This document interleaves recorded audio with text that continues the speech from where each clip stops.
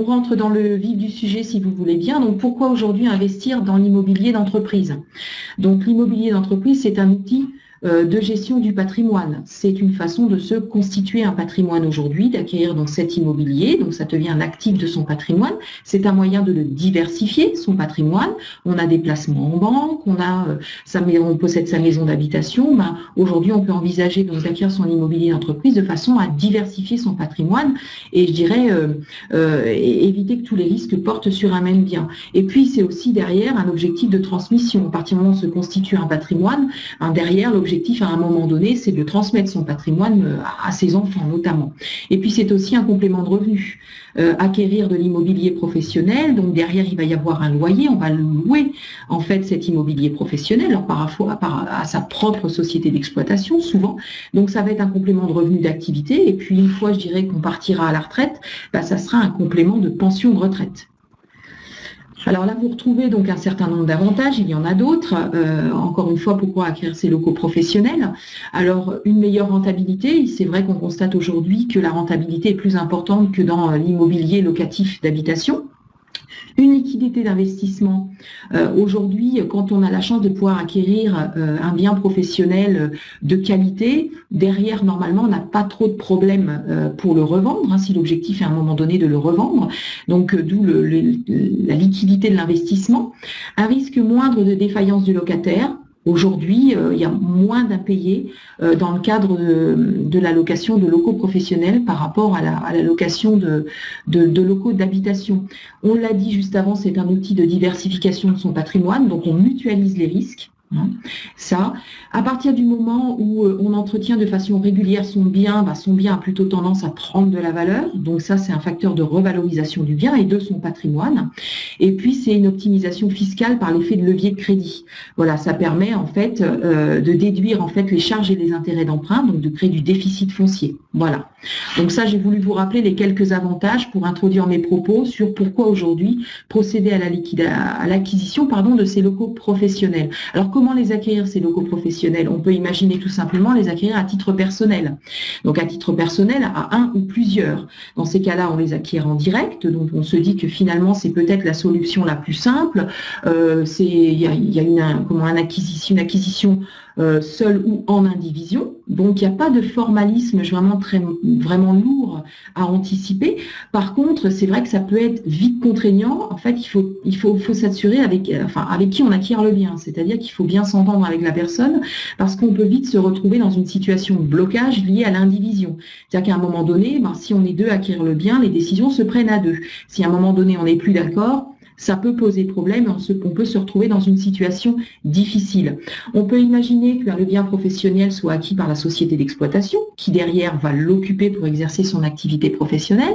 Alors c'est vrai que les avantages, on se dit simplicité du schéma, une seule structure, la société d'exploitation exerce son activité professionnelle, commerciale, acquiert l'immobilier, donc elle possède son propre local, n'a pas besoin de, verser un loyer, on n'établit pas de bail commercial, on occupe les locaux en direct.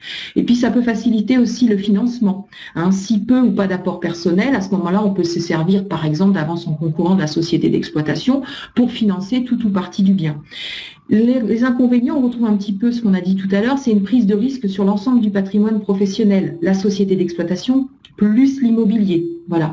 Et puis, c'est aussi le coût fiscal d'un repositionnement de l'immobilier dans une structure dédiée. C'est-à-dire qu'à un moment donné, si c'est la société d'exploitation qui a acquis le local professionnel et qui a la volonté de sortir ce bien professionnel de la société d'exploitation, il y a tout de suite un coût en termes de plus-value et en termes de droit d'enregistrement. Donc, c'est une décision qu'il faut bien anticiper, dès le début, avant de se poser la question de sortir l'immobilier de la société d'exploitation. Il y a divers moyens juridiques qui le permettent aujourd'hui, mais qui peuvent parfois être coûteux.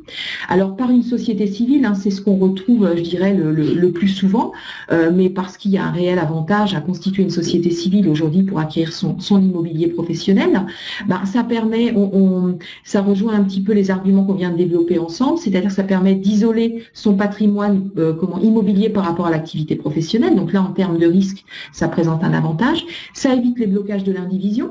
on l'a vu tout à l'heure, là on loge en fait son immobilier dans une société civile dont le capital est divisé en parts sociales. Donc là, on n'est plus, je dirais, indivisaire, mais on est titulaire d'un certain nombre de parts sociales dans cette société. Ça permet de conserver la maîtrise de la gestion, c'est-à-dire qu'on peut avoir les titulaires des parts sociales et qui sont finalement des personnes différentes du gérant de la société qui va pouvoir réaliser les actes courants. Derrière, il y a aussi des possibilités d'optimisation fiscale. On sait qu'aujourd'hui, on a le droit d'opter à l'impôt sur le revenu, d'opter à l'impôt sur les sociétés ou de rester à l'impôt sur le revenu, qui est le principe de base. Donc là, de l'optimisation fiscale, à condition évidemment d'en anticiper toutes les conséquences dès l'origine. Ça facilite la transmission du patrimoine, comme on disait tout à l'heure. Le bien est acquis par la société civile. Au capital, on retrouve donc un certain nombre d'associés et il est beaucoup plus facile aujourd'hui de transmettre des parts sociales que de transmettre un immeuble entre plusieurs personnes. Par exemple, on ne peut pas faire une donation-partage d'un immeuble. Par contre, on peut faire une donation-partage de parts de sociétés civiles immobilières. Voilà. Et puis, ça minimise le montant de l'investissement à financer par le repreneur à titre personnel. Encore une fois, là, on va pouvoir recourir à l'emprunt via la société civile.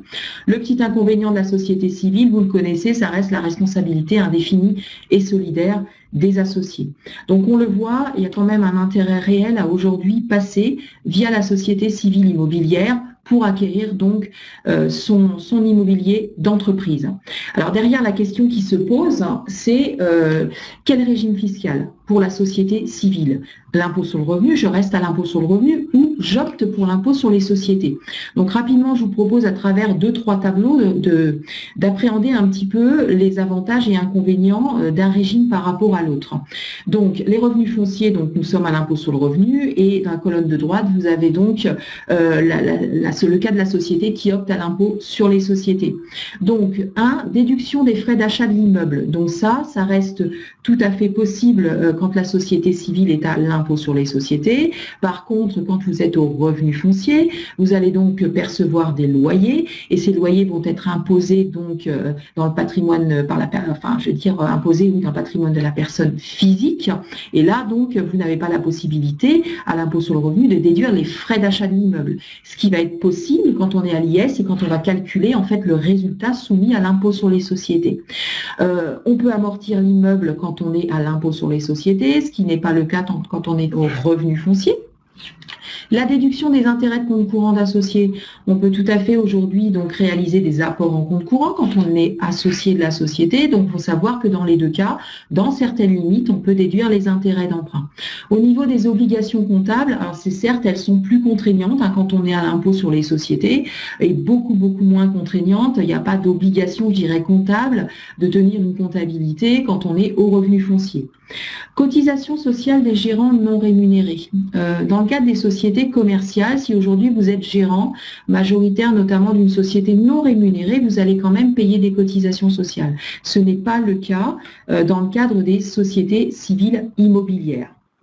Si on continue un petit peu sur le régime fiscal des sociétés civiles immobilières, alors encore une fois, ces propos sont plus des propos introductifs pour comprendre en fait l'intérêt du démembrement de parts sociales derrière. En ce qui concerne le régime des plus-values de cession de l'immeuble par la société, quand vous êtes au revenu foncier, vous bénéficiez en fait d'un régime de plus-value, je dirais, attractif, avantageux, parce que vous bénéficiez en fait d'abattement pour durée de détention, ce qui fait que votre immeuble, si vous le cédez plus de 22 ans après l'acquisition, vous allez bénéficier en fait d'une exonération totale des plus-values, donc au bout de 22 ans, et des contributions sociales au bout de 30 ans. Donc vous pouvez totalement exonérer la plus-value à un moment donné. Ce qui n'est pas le cas donc à l'impôt sur les sociétés, c'est-à-dire qu'il y a une plus-value professionnelle qui va donc être taxée à l'impôt sur les sociétés sans abattement. Donc on peut bénéficier de l'impôt réduit à 15%, mais jusqu'à un montant très limité, et ensuite c'est 33 1/3. Et là, vous ne bénéficiez pas des abattements pour durée de détention à la sortie. Alors par contre, si vous cédez les droits sociaux, c'est-à-dire que vous ne cédez plus l'immeuble, mais vous cédez les titres de la société civile immobilière, vous retrouvez à l'impôt sur le revenu cette plus-value immobilière donc avec abattement pour durée de détention, encore une fois une exonération des plus-values au bout de 22 ans et contribution sociale au bout de 30 ans. Donc là, on est dans le même régime que le précédent. Par contre, à l'impôt sur les sociétés, quand on cède les titres donc d'une société civile immobilière à l'impôt sur les sociétés, là, vous appliquez en fait la plus-value des valeurs mobilières, avec certes un abattement qui est de 65% quand on, je dirais, répond aux conditions, et derrière, la société va être taxée à l'impôt sur les sociétés. Elle va donc réaliser une plus-value, cède les parts sociales, donc la personne physique en fait va donc être taxée à l'impôt sur le revenu après avoir appliqué un abattement donc de 65%, donc sous réserve qu'on respecte un certain nombre de conditions. Donc là, on a vu que quand on est à l'impôt sur le revenu, ce qui ressort de ça, c'est que on a un régime vraiment intéressant à la sortie en termes de plus-value qui est plus intéressant qu'à l'impôt sur les sociétés. Ensuite, quant à la déductibilité des intérêts personnels pour souscription ou achat de parts sociales, c'est possible quand on est dans le cadre d'une société civile à l'impôt sur le revenu, ce n'est pas possible dans le cadre d'une société civile à l'impôt sur les sociétés. Et en fait, ensuite, vous avez la règle en matière de liquidation de société, taxation du boni et droit d'enregistrement. Donc, vous retrouvez donc dans les deux cas un droit de partage et dans un premier cas, non-taxation du boni et à l'IS, taxation du boni. Donc là, c'est un petit, je dirais, aperçu rapide de l'intérêt de l'impôt sur le revenu ou de l'option à l'impôt sur les sociétés. On en finit avec ce sujet-là. Donc on retrouve là l'option à l'impôt sur les sociétés, à gauche les avantages et plutôt à droite les inconvénients. Donc les avantages de l'impôt sur les sociétés, c'est la possibilité d'amortir l'immeuble. Donc ça, amortissement déductible, la possibilité donc d'appliquer un taux réduit quand même d'impôt sur les sociétés, certes sur un montant de l'ordre de 38 000 €, ensuite on passe à 33 un tiers, mais je dirais que ça permet quand même d'appliquer ce taux réduit de 15%, ça permet de déduire toutes les charges, et les déficits sont reportables indéfiniment. Quand vous êtes donc, par contre, les inconvénients, c'est à la sortie, c'est l'imposition des plus-values. On a vu un régime bien moins avantageux qu'à l'impôt sur le revenu et la fiscalité sur les dividendes. C'est-à-dire que dans le cadre d'une société civile à l'IS, si la société civile donc cède son immeuble, on a vu donc qu'il y a une plus-value à acquitter derrière à l'impôt sur les sociétés, donc avec, je dirais, un régime moins incitatif qu'à l'impôt sur le revenu. Et une fois donc que la société à l'IS s'est acquittée de cette plus-value, derrière, si la personne physique veut capter l'argent, il faut procéder à une distribution de dividendes et dans ces cas-là, on applique en fait la fiscalité des dividendes. Donc il y a une espèce de double imposition qui peut représenter un inconvénient dans le cadre de la société civile, donc à l'impôt sur les sociétés. Donc tout ça pour en arriver au constat suivant, c'est que quand on est dans une société civile à l'impôt sur le revenu, on a une taxation des loyers non disponibles pendant la durée de remboursement de l'emprunt. C'est-à-dire que vous avez une société civile immobilière à l'impôt sur le revenu qui acquiert un immeuble. Elle emprunte pour financer cet immeuble. Derrière, la société civile immobilière donc, va percevoir des loyers puisqu'elle va louer à travers un bail commercial, par exemple, donc les locaux. Elle va donc percevoir les loyers. Cette société étant à l'impôt sur le revenu, c'est donc la personne physique qui va déclarer à l'impôt sur le revenu ses loyers. Alors même que finalement, elle ne percevra pas ces loyers, puisque derrière les loyers vont servir avant tout à rembourser l'emprunt. Donc on se retrouve à l'impôt sur le revenu dans une situation où en fait le chef d'entreprise est taxé sur les loyers versés par la société d'exploitation sans les percevoir durant toute la durée de remboursement de l'emprunt. Donc ça, je dirais que c'est le point un petit peu négatif. Par contre, à la sortie, on l'a vu tout à l'heure, en cas de revente de l'immeuble, il bénéficie donc des abattements pour durée de détention lors de la revente du bien. Et donc, je rappelle qu'au bout de 30 ans, on peut être exonéré complètement d'impôt sur le revenu lors de la revente du bien. Donc, le gain net est d'autant plus important. Là, ici, à l'IS, c'est une fiscalité plutôt confiscatoire lors de la revente de l'immeuble. On a dit qu'à la sortie, c'était beaucoup moins avantageux. Par contre, il est vrai que pendant, je dirais, la vie, avant même de penser à revendre l'immeuble, le chef d'entreprise ne subit pas la fiscalité pendant la durée de remboursement de l'emprunt. Voilà. Parce qu'à l'IS, c'est pas le chef d'entreprise qui déclare, je dirais, directement à l'impôt sur le revenu les loyers. C'est la société civile qui acquitte l'IS sur son résultat. Par contre, donc la revente du bien est lourdement taxée. Donc on voit qu'il peut y avoir un intérêt à rester à l'impôt sur le revenu, comme il peut y avoir un intérêt à opter pour l'impôt sur les sociétés. Évidemment, l'idéal, c'est de trouver une solution alternative à ça et de pouvoir en fait finalement quelque part vivre à l'IS et mourir à l'impôt sur le revenu. Voilà, pour la société. Et cette solution alternative est le démembrement de parts sociales. Donc le démembrement de parts sociales, en quoi ça consiste? Ça, c'est un petit rappel rapide pour ceux qui ne pratiqueraient pas le démembrement de propriété, même si c'est quelque chose qui, je pense, est une notion qui est un petit peu connue de tout le monde. Aujourd'hui, la pleine propriété, elle est divisée entre l'usus, c'est le droit d'utiliser un bien, d'en disposer. Le fructus, c'est le droit d'en récolter les fruits. En l'occurrence, dans notre cas, ce sera les loyers. Et l'abusus, c'est le droit de modifier, le droit de disposer du bien, du droit de le vendre. Il faut savoir que l'usufruit, aujourd'hui, c'est les deux premiers droits, c'est l'usus et le fructus. Voilà, c'est le droit d'utiliser le bien et c'est le droit d'en percevoir les loyers. Il faut savoir que l'usufruit, c'est un droit par nature temporaire, hein, c'est-à-dire qu'il est à durée viagée, durée de vie en fait du nu propriétaire, enfin de l'usufruitier, pardon. À l'échéance, qu'est-ce qui se passe en fait quand on sépare la nue propriété de l'usufruit? À l'échéance, en fait, l'usufruit, au décès de l'usufruitier, l'usufruit rejoint la nue propriété sans droit. Hein. Et il faut savoir donc que quand un usufruit est consenti à une personne morale, il est d'une durée maximum de 30 ans. Donc, le cas précis du démembrement de parts sociales. Donc, à qui déjà s'adresse ce montage? Il va s'adresser à un chef d'entreprise qui a un projet d'acquisition d'un immeuble d'exploitation. J'insiste bien, c'est-à-dire qu'aujourd'hui, on ne propose pas ce genre de montage quand on souhaite acquérir un immeuble d'habitation. Il faut être chef d'entreprise et avoir la volonté d'acquérir son immobilier d'entreprise pour éventuellement les raisons que nous avons vues tout à l'heure. Ou alors, c'est encore possible de mettre en place ce montage pour un chef d'entreprise qui a acquis récemment un immeuble d'exploitation via une société civile immobilière à l'impôt sur les revenus et qui est lourdement taxé aux revenus fonciers. On l'a vu tout à l'heure, il a emprunté, les loyers servent avant tout à rembourser l'emprunt. Derrière, il ne perçoit pas de trésorerie, mais par contre, il est imposé au titre des revenus fonciers sur les loyers et donc subit une charge d'impôt sur le revenu importante. Donc, dans ces deux cas-là, ce montage est possible. Soit on est à l'origine du projet, soit on est dans les 2 années en fait du projet d'acquisition. Quel est le schéma proposé pour être bien concret? On constitue une société civile à l'impôt sur le revenu. Donc elle est à l'impôt sur le revenu, on n'opte pas à l'impôt sur les sociétés. Cette société civile acquiert l'immobilier professionnel. Elle l'acquiert en pleine propriété. La société civile immobilière devient donc propriétaire de l'immeuble. Ensuite, on démembre les parts sociales et pas l'immobilier. Nous démembrons les parts sociales. Nous avons donc un chef d'entreprise qui a acquis les parts d'une société, qui a constitué, une société civile immobilière qui détient donc en pleine propriété ses parts sociales et qui va céder l'usufruit de ces parts sociales à sa société d'exploitation. Voilà, donc lui va finir donc par détenir en fait la nulle propriété de ses parts sociales et la société d'exploitation détient l'usufruit des parts sociales.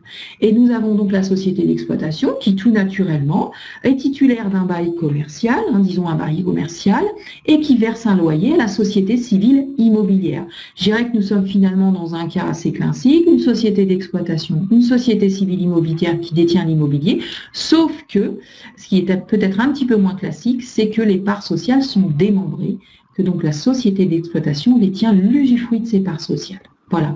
Donc, ceci pour une durée fixe, on va voir pour quelle durée, et à l'extinction de cet usufruit qui est donc par nature temporaire, pour une durée fixe, l'associé nu propriétaire, le chef d'entreprise, retrouve la pleine propriété des parts sociales. Donc ça, c'est le principe juridique. Donc vous retrouvez à travers ce petit schéma, vous avez donc le chef d'entreprise qui est ici, donc qui en fait a cédé, donc qui possède 100% des parts en une propriété de la société civile et qui en cède l'usufruit donc à la société d'exploitation. Entre les deux sociétés, il y a donc un bail commercial et donc la société d'exploitation verse des loyers donc à la société civile immobilière. Comment ça se met en place, donc ce démembrement? On signe une convention de cession d'usufruit temporaire. Voilà. Donc c'est un acte dans lequel on retrouve un petit peu à l'image d'une cession de parts sociales pour les personnes qui sont un petit peu averties sur le sujet. Donc on retrouve les parties à l'acte, le vendeur, donc en la personne du chef d'entreprise, et puis la société d'exploitation qui est l'acquéreur. On détermine évidemment le nombre de titres cédés. En général, on cédera la totalité des titres en usufruit. Vous retrouvez le prix de cession, donc on verra ensuite qu'il faut être très vigilant donc, sur le prix de cession de cet usufruit temporaire. Évidemment, seront donc précisées les règles d'agrément statutaire, c'est-à-dire qu'à partir du moment où la société d'exploitation va rentrer au capital de la SCI, donc il va falloir en fait faire délibérer les associés de la SCI pour agréer la société d'exploitation. Nous allons également, donc pour protéger la société civile immobilière, qui est quand même qui est la propriétaire du bien, prévoir des cas de résolution anticipée de cette convention de cession d'usufruit temporaire. Bien évidemment, si à un moment donné la société d'exploitation était mise en liquidation, on a tout intérêt à ce que, avant même l'arrivée du terme de la convention de cession d'usufruit temporaire, le chef d'entreprise puisse récupérer l'usufruit des parts sociales. Ça, c'est très important. Et puis, évidemment, les dispositions fiscales, puisqu'il y a un régime fiscal derrière tout ça bien particulier. La détermination du prix de cession, ça, c'est un élément très important. C'est-à-dire qu'aujourd'hui, pour que ce montage soit viable, et on va voir tout l'intérêt qu'il présente après, il faut vraiment que toutes les parties en tirent un avantage. C'est-à-dire qu'aujourd'hui, on ne peut pas se permettre de mettre en place ce genre de montage si la personne physique uniquement en tire un avantage, à savoir le chef d'entreprise. Il est très important aujourd'hui qu'une étude soit faite qui démontre en fait que la personne physique en tire un avantage, certes, il est indéniable, mais également la société civile immobilière qui est détentrice de l'immobilier, mais également la société d'exploitation qui acquiert l'usufruit des parts. Et ça passe notamment par un soin particulier à la détermination du prix de cession. C'est-à-dire qu'aujourd'hui, la société d'exploitation va donc acquérir l'usufruit moyennant un prix qui correspond à la valorisation économique de l'usufruit. C'est-à-dire que derrière, on ne peut pas appliquer un prix déterminé, enfin qui n'est pas justifié, on ne peut pas utiliser, en tout cas, il est absolument pas conseillé d'utiliser l'euro symbolique ou un barème fiscal quelconque. Il faut valoriser économiquement l'usufruit.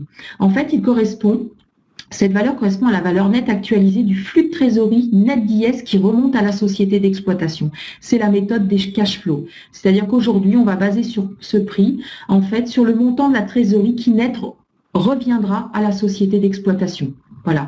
Et cette valorisation doit évidemment aboutir à un usufruit positif, à une valorisation positive. Encore une fois, la société doit, en tirer un avantage. Cette opération doit présenter un intérêt économique pour la société d'exploitation. Sinon, derrière, nous attend la notion d'acte anormal de gestion.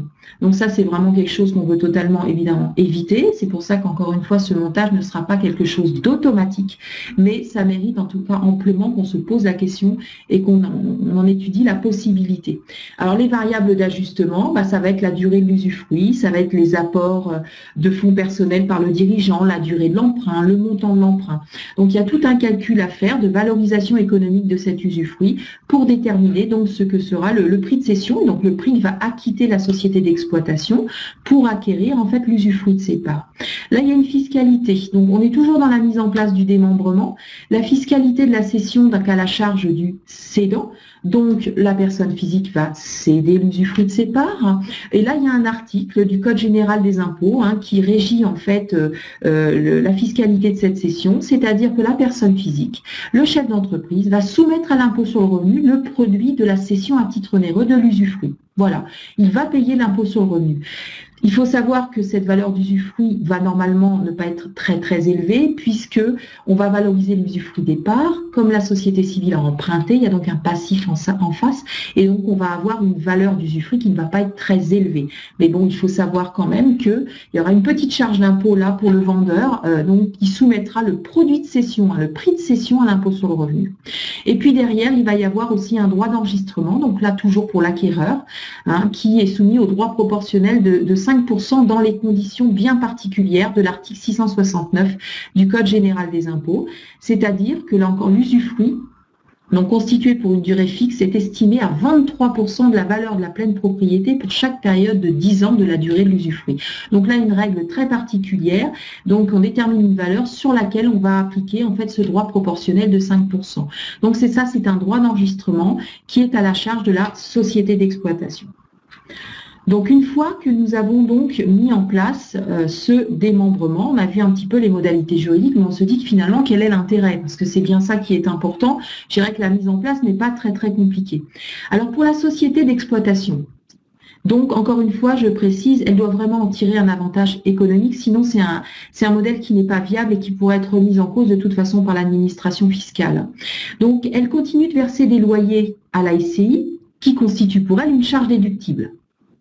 Le droit d'usufruit des parts sociales, elle l'inscrit à l'actif de son bilan et elle pourra donc l'amortir. La société, en tant qu'usufruitière, est bénéficiaire des revenus de la société civile. Je rappelle que nous sommes dans le cas d'une société civile à l'impôt sur le revenu, dont l'usufruit des parts est détenu par une personne morale à l'impôt sur les sociétés. Donc le résultat ne sera pas imposé entre les mains de la personne physique, du chef d'entreprise, mais sera imposé à l'impôt sur société, donc entre les mains, si je puis dire, de la société d'exploitation. Nous serons donc à l'IS et nous ne serons pas dans le schéma où, du chef d'entreprise qui va payer de l'impôt sur le revenu sur quelque chose qu'il ne perçoit pas. Là, le résultat de la société est imposé à l'impôt sur les sociétés. Voilà. Donc, à des taux parfois moins forts que, je dirais, le taux marginal d'imposition d'une personne physique. Derrière, la société en fait d'exploitation, elle réalisera un gain de trésorerie par rapport à une situation locative classique, notamment sur les dernières années. C'est-à-dire qu'en général, on aura une durée en fait d'usufruit, de cession d'usufruit qui sera un petit peu plus longue que la durée de l'emprunt, ce qui permettra à la société d'exploitation d'en tirer un avantage économique, un gain de trésorerie. Voilà, ça c'est très important. Et puis on fera en sorte que la société d'exploitation, par des aménagements juridiques, soit sécurisée du fait des droits attachés à la propriété. C'est-à-dire qu'elle ne sera pas uniquement locataire. Derrière, on va faire en sorte, et on le verra un petit peu plus loin, d'aménager les statuts de façon à ce qu'elle ait un vrai pouvoir de décision en fait sur l'immeuble, sur la location de l'immeuble, sur les relations locatives, et on adaptera les statuts à travers les droits de vote, de façon à ce que l'usufruitier ait un véritable œil sur la gestion de l'immeuble et un véritable droit de vote. Donc on verra après les précautions à prendre au niveau juridique, adaptation des statuts. Donc ça, c'est l'intérêt pour la société d'exploitation. Pour la SCI, à l'impôt sur le revenu, dont les parts sont démembrées, son résultat sera déterminé selon les règles des BIC, enfin l'impôt sur les sociétés, des règles de l'impôt sur les sociétés, et pas des revenus fonciers. Donc les frais d'acquisition pourront être déduits de son résultat. On l'a vu tout à l'heure à travers les petits tableaux. Et puis l'immeuble sera inscrit à son bilan et fera l'objet d'un amortissement. Il sera amorti. Le résultat de la société civile n'est pas soumis au barème progressif de l'impôt sur le revenu au nom des associés personnes physiques, puisque le détenteur de l'usufruitier, encore une fois, est une personne morale à l'impôt sur les sociétés. Donc, en fait, il sera, je dirais, imposé à l'impôt sur les sociétés. Mais est soumis, donc on l'a dit, à l'impôt sur les sociétés, voilà, au taux de 15%. On pourra bénéficier ensuite pour une partie de son résultat du taux réduit de 15%. Le solde sera donc imposé à 33 1/3, donc au nom de la société d'exploitation en qualité d'usufruitière. Donc ça, c'est les avantages pour la SCI. Et puis pour le chef d'entreprise, qui lui est associé de la SCI, nu propriétaire des parts pendant la durée de la cession d'usufruit temporaire, il ne percevra pas de revenus fonciers, certes pendant cette période, mais il réalisera une économie d'impôt sur le revenu et de prélèvements sociaux significatifs sur la période. Certes, il ne percevra pas les revenus, mais comme dans le cas d'ailleurs d'une société civile à l'impôt sur le revenu, mais il ne payera pas l'impôt sur le revenu, ne payera pas donc sur les loyers qu'il ne perçoit pas. Donc là, il y a un gain réel d'impôt sur le revenu, donc pendant la durée de l'emprunt. En cédant donc son usufruit, l'associé du propriétaire recueille un petit peu de liquidité finalement, même si ça peut rester modeste, ça lui permet quand même d'optimiser la gestion de son patrimoine privé. Il en tire quand même le prix de cession, la valeur économique dont on a parlé tout à l'heure. Qu'est-ce qui se passe à l'extinction de l'usufruit temporaire? L'associé du propriétaire, il retrouve la pleine propriété des parts sociales sans aucune incidence fiscale. Voilà, c'est le principe de l'usufruit qui rejoint la nue propriété. Et en cas donc de cession de l'immeuble par la SCI, il pourra bénéficier donc de ce qui est très avantageux quand on est à l'impôt sur le revenu, c'est-à-dire des abattements pour durée de détention et ainsi peut-être exonérer, s'il cède suffisamment tard son immeuble, exonérer totalement la plus-value donc sur l'immeuble. Donc en fait, ce montage combine les avantages de la société, je dirais, à l'IS pendant la vie de la société et à l'impôt sur le revenu à la sortie. Donc, on le dit, à l'issue du démembrement, on en a déjà parlé, au terme de l'usufruit, le chef d'entreprise récupère la pleine propriété des parts en franchise d'impôt. Il redevient propriétaire donc des parts en pleine propriété de la SCI qui détient l'immeuble en pleine propriété. Alors, qu'est-ce qui va se passer à l'issue? On imagine que l'emprunt, à un moment donné, arrive à son terme. Donc là, il va percevoir les loyers et payer l'impôt sur le revenu. Mais je dirais qu'il y a une charge d'impôt, mais à côté, il percevra les loyers, ce qui n'aurait pas été le cas si on avait choisi la société civile immobilière à l'impôt sur le revenu sans démembrement de propriété. On peut imaginer donc à l'issue, le chef d'entreprise peut réaliser une donation de ses parts, et là il purgera complètement la plus-value dans le cadre de la donation. Et le chef d'entreprise peut vendre ses parts sociales ou décider la vente de l'immeuble. On l'a vu, il bénéficiera du régime avantageux, donc des plus-values immobilières des particuliers. Et c'est là que c'est très important, c'est que le délai de détention, on parlait tout à l'heure d'une exonération totale de la plus-value au bout de 22 ans, des prélèvements sociaux au bout de 30 ans. Et bien là, à compter de quand court ce délai? Et bien pour calculer l'abattement, ça se décompte à partir de l'acquisition des parts à l'origine et non pas à partir du jour où l'usufruit est venu rejoindre la nue propriété. Donc en fait, en termes de délai, il n'a rien perdu. Voilà, il pourra bénéficier, je dirais, si on a mis en place une convention de cession d'usufruit temporaire pour 18 ans, ben, je dirais ces 18 ans rentrent dans le calcul de l'abattement pour durée de détention. Voilà. Donc là, on a vraiment un schéma, une solution alternative entre les avantages et inconvénients de la société civile à l'impôt sur le revenu et de la société civile à l'impôt sur les sociétés. Donc là, à travers ce petit tableau qui est très parlant, c'est le cas, enfin, un exemple chiffré, l'acquisition donc d'un immeuble par une société civile immobilière, donc pour un prix de 500 000 €, des frais d'acquisition donc pour 40 000 €, des travaux qui ont été réalisés pour améliorer l'immeuble de 75 000 €, un emprunt bancaire sur 15 ans, et on imagine une cession de l'immeuble après 15 ans de détention pour une somme de 625 000 €. Donc vous retrouvez ici, je dirais, les conséquences en fait si ce projet est réalisé via une SCI à l'IR, s'il est réalisé via une SCI à l'IS et si on démembre les parts sociales. Vous retrouvez déjà dans un premier temps la fiscalité de l'associé. Voilà, conséquences en termes de fiscalité pour l'associé. Donc vous voyez, si on s'est contenté entre guillemets de constituer une société civile à l'impôt sur le revenu, ben c'est un impôt sur le revenu à payer de 342 000 €. On ne retrouve pas dans le cadre de la SCI à l'IS, le paiement de cet impôt sur le revenu, puisque c'est la société qui voit son résultat imposé à l'impôt sur les sociétés, non la personne physique. De la même façon, quand on démembre les parts sociales, on retrouve l'intérêt de la SCI à l'IS, et donc il n'y a pas d'impôt sur le revenu à acquitter donc pendant la durée en fait de cette convention de cession, d'usufruit temporaire par le chef d'entreprise. Dans le premier cas, 342 000 € d'impôt sur le revenu. La trésorerie nette encaissée par les associés de la SCI à la revente de l'immeuble. Dans le cadre de la SCI à l'impôt sur le revenu, on voit que donc il va empocher 623 000 € parce qu'il a bénéficié des abattements pour durée de détention.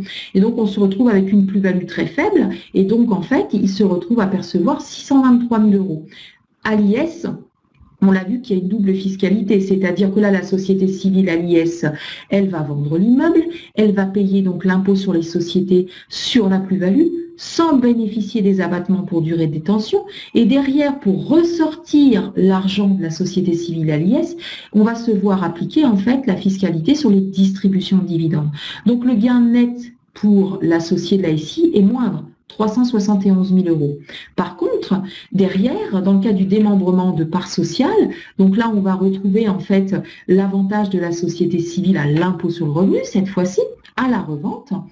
Et là, on voit 623 000 € encaissés donc par l'associé. Donc, si on calcule en fait le gain réalisé, hein, donc la différence entre à chaque fois les deux lignes, ben on voit qu'à l'impôt sur le revenu, donc le gain réalisé par la personne physique, c'est 281 000 euros. À l'impôt sur les sociétés, c'est 371 000 euros. En cas de démembrement de part sociale, c'est 623 000 euros. Donc là, à travers donc, cet exemple chiffré, on voit qu'il peut y avoir un avantage réel à mettre en place du démembrement de part sociale. Encore une fois, j'insiste sur le fait que tout ça nécessite quand même une étude préalable, hein, en fonction du projet, en fonction de la valeur du bien, en fonction des possibilités de mise en place de financement, des conditions de l'emprunt bancaire et des intérêts, de l'intérêt que chacune des parties peut tirer en fait de ce montage. Bien évidemment, on ne se lancera pas dans un montage qui démontre en fait que la société d'exploitation n'en tire strictement aucun avantage. Hein. Ça, c'est sûr, parce que là, on serait vraiment dans le cadre de l'abus de droit, de l'acte anormal de gestion, et c'est pas ce à quoi on veut arriver. Hein. Derrière, des précautions à prendre, on en a déjà un petit peu parlé. La valorisation économique circonstanciée de l'usufruit, ça c'est très très important, il faut commencer par ça, une évaluation rigoureuse, tenant compte en fait du rendement de l'immeuble et de la durée de l'usufruit, encore une fois la méthode des cash flows. C'est pour ça que je parle de la nécessité de réaliser une étude préalable et de réaliser ces calculs et de documenter votre dossier. Hein, c'est-à-dire que derrière, il faut avoir une étude de loyer, une expertise immobilière. Voilà, faut qu'on soit sûr, il faut vraiment documenter le dossier de façon à ce qu'à un moment donné, bah, si on est vraiment à justifier auprès notamment de l'administration fiscale, qu'on ait vraiment quelque chose de bordé. Et ça, ça passe forcément par ça. Derrière, les précautions à prendre. Elles sont juridiques, les précautions à prendre. On a parlé d'aménagement des statuts. Il sera très important, encore une fois, je me répète un petit peu, que la société d'exploitation en tire un avantage. Ça passera donc par un gain de trésorerie, mais ça passera aussi par le fait qu'elle aura des droits, en fait, qui seront sur la gestion de l'immeuble, qui seront plus importants que, je dirais, un locataire classique.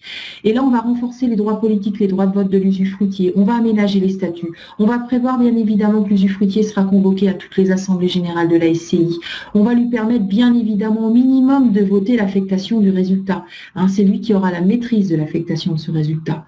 De la même façon, on aura l'obligation, on va insister sur le fait qu'on devra lui communiquer les documents sociaux. Voilà, à partir du moment où on convoquera une assemblée générale sur un sujet particulier, l'usufruitier aura le droit à ce qu'on lui communique l'ensemble des documents sociaux, hein, sur la base desquels se prennent les décisions.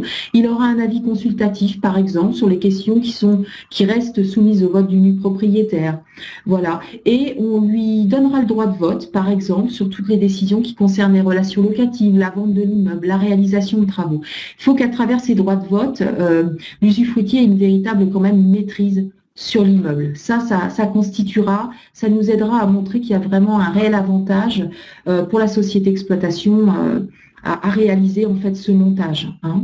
De la même façon, on soignera aussi les règles de répartition du boni de liquidation ou du résultat. On limitera en fait le résultat qui revient à l'usufruitier à la trésorerie disponible dégagée par la société civile immobilière. Hein, de façon à ce que l'usufruitier reçoit à ce titre la juste contrepartie de son investissement. Je rappelle qu'on a fait une évaluation économique de l'usufruit calculée en fonction de la trésorerie qui va revenir à la société d'exploitation. Donc ça, il est normal de ce côté-là qu'il y ait une concordance par rapport avec les règles, je dirais, d'affectation du résultat de la société civile. Par contre, évidemment, on attribuera au nu propriétaire le produit de la vente de l'immeuble et en cas de liquidation de la société civile immobilière, il faut bien prévoir que le boni de liquidation revient au nu propriétaire.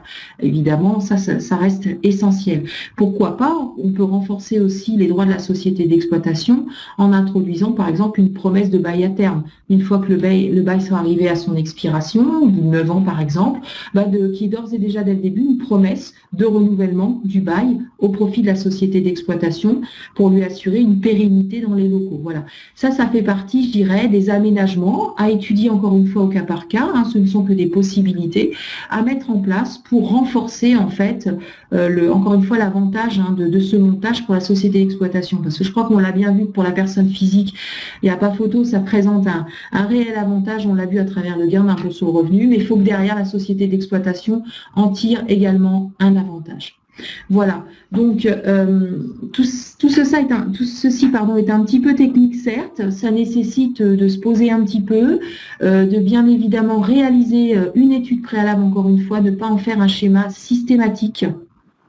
Voilà, donc pour ça, nous sommes à votre disposition, hein, pour vous accompagner dans votre projet, pour réaliser avec vous préalablement donc, cette étude, tout simplement avant même, hein, de la mise en place. Alors, évidemment, on est disponible également pour derrière, si l'étude conclut, je dirais, à l'avantage de ce montage, à pouvoir réaliser ensemble les actes, et à y réfléchir ensemble. Donc ça, Orcom vous accompagne, hein, dans toute cette stratégie d'acquisition immobilière. Ça va être à travers cette étude préalable, à travers la constitution de la société civile, le démembrement de propriété, sa mise en place, le suivi juridique de la société derrière. À partir du moment où vous allez constituer une société, derrière, il faudra organiser son suivi juridique.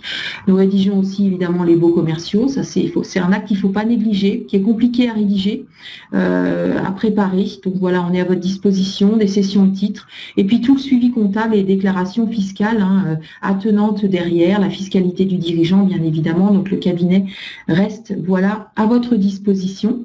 Et puis donc vous retrouvez sur ce dernier slide nos coordonnées, les miennes notamment, si vous avez besoin de plus de conseils, si vous avez besoin que l'on échange tout simplement sur ce sujet, encore une fois, qui est très technique. Voilà, donc je reste à votre disposition. Vous pouvez me contacter par mail ou par téléphone pour un échange, hein, parce qu'encore une fois, on est sur des études, bien sûr, au cas par cas. Voilà, donc je regarde un petit peu. Il y a quelques questions, dont une question un petit peu lière. Départ, si nous rajoutons... Alors, ce que je propose peut-être à Romain, si je puis me permettre, qui est une question qui est un petit peu longue, ça va peut-être être un petit peu délicat d'y répondre en ligne, de profiter de mes coordonnées pour... je me permettrai à ce moment-là de répondre à cette question par mail, si ça vous convient, de façon à ce que je puisse en prendre connaissance, parce que le texte est un petit peu long. Donc, je vous ferai une réponse très rapide à vos interrogations. Voilà, il n'y a pas d'autres questions pour le moment. C'est vrai que le sujet est assez technique et nécessite quand même de se poser un petit peu. Voilà, en tout cas, je vous remercie pour votre attention. Je reste encore une fois à votre disposition et puis à très bientôt sur d'autres sujets. Voilà, merci à tous.